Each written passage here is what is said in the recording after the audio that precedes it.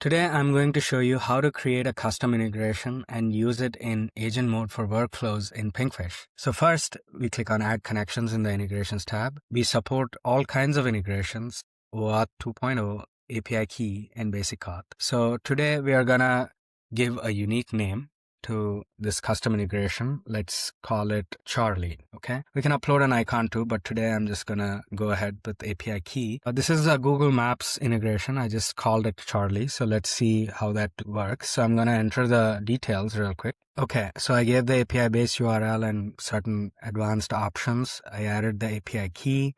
I can test the API by giving an endpoint. Okay, it looks good. This is the part that is very unique to Pinkfish. You can give a skill to the agent to work with this custom integration.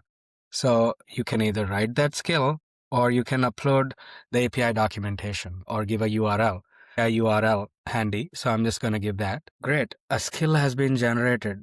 If you look at the skill, it's just giving the kind of endpoints that the agent can use and possible output structure. Now at the end, we click on finish and we can immediately test this endpoint by clicking on the test tube icon. An MCP server is ready, up and ready for us. You can see the mandatory field is a URL here. We can give it. There you go. You got status 200 and the actual address, location details. So that means the custom integration that we created, Charlie, actually works. But that's not the end of it. We want to use this custom integration in an agent setup. So why don't we try out our brand new agentic workflow for this? In this prompt, I'm saying the exact same thing that we did in the test endpoint, but in plain English. So let's see if it will be able to use the custom integration. Great. You can see that it successfully was able to run this workflow by using Charlie's connection.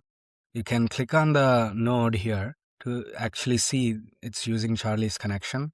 It was able to put together this relative endpoint based on our prompt and some optional fields. I think it just used get by default, and it was able to run it. So we can take a look at the results of node 2.